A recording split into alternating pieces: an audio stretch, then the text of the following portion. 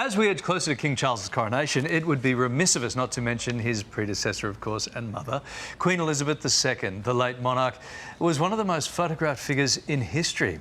And this holographic portrait is one of the most unusual and most famous images ever captured. Commissioned back in 2004, Canadian-born UK-based artist Chris Levine is responsible for this iconic shot.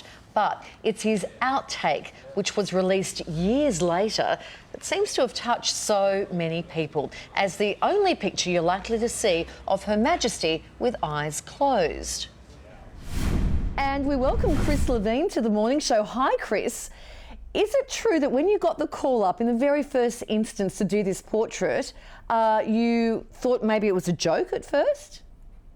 I did, and I think it just seemed too far-fetched. I've been asked to do, rock stars and even Indian gurus, but somehow a hologram portrait of the Queen just seemed like, and I thought I knew exactly who it was. I was going along with a friend of mine. It only was when I got summoned to the National Portrait Gallery for a meeting about it, I thought, this is getting serious. Yeah. Now, you actually had a say in how to style Her Majesty for the shoot.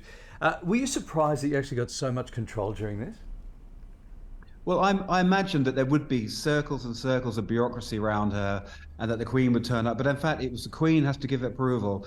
All the information arrives on her desk and it's she who decides. But no, it was left entirely up to me. I thought because it was commissioned by Jersey that it would have to have the three leopards of Jersey in the background, all sorts of props and iconography. But no, it was left to me. And then a week before the shoot, I got a call from Angela Kelly, the Queen's private secretary and dresser, to say, what would I like ma'am to wear?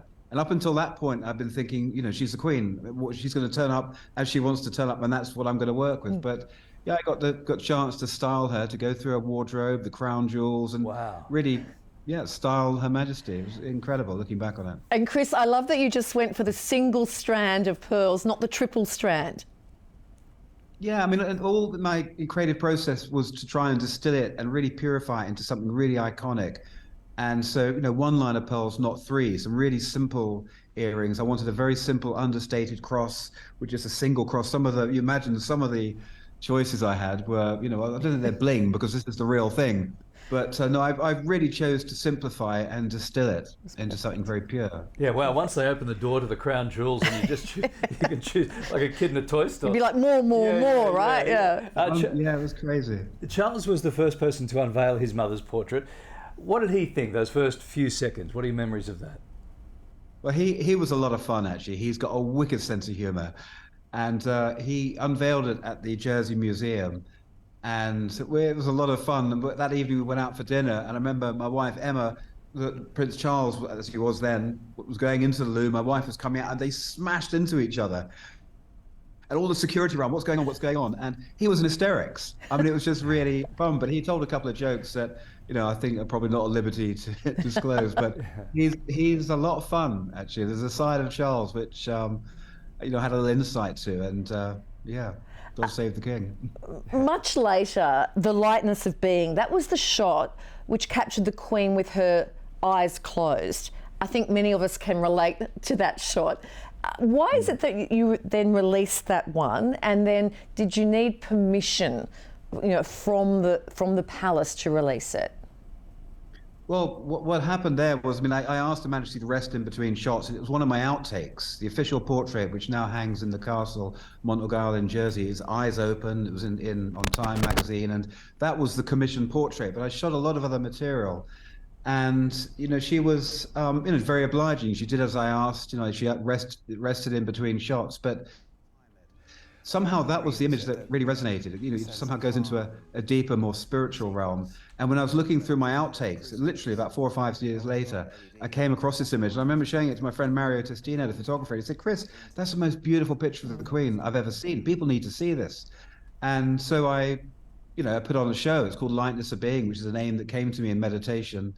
And I shot the image when I was just getting into meditation, actually. I was very conscious of her breathing, and I really felt, as I do now, that if the world meditated, it'd be a very different place. There'd be more compassion. There'd be no wars. We'd all love each other. And so I was quite evangelical about it. But I was very conscious of Her Majesty's breathing. So the camera took a pass to do the 3D, and I wanted to time it on her breathing cycle. Wow. and to create a sense of calm in the image. And that really seems to have touched people. That's really what it is, and it's funny, isn't it? It's the first picture that any of us would delete if we're scrolling through, and that we're not seeing photos of like this. We're seeing photos or pictures of this of Joe Biden all of the time with his eyes closed, but this is a real rarity, and you think that it's because people can relate to it. Yeah, it is, and my agent at the time thought, we'll go in to keep copyright in the image. Of course, they're going to take that, but it's a negotiation. But in the end, I got the copyright, so it's my material.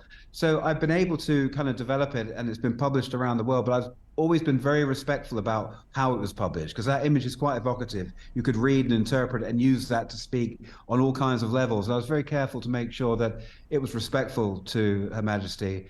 And, I wanted to create an image that was really flattering. When I met her to show the work in progress, first and foremost to me was that she's a lady. She wants to feel good about the portrait. So I made a tight edit, but the edits were all eyes open. This was something that really I literally noticed, some way down the road. Yeah.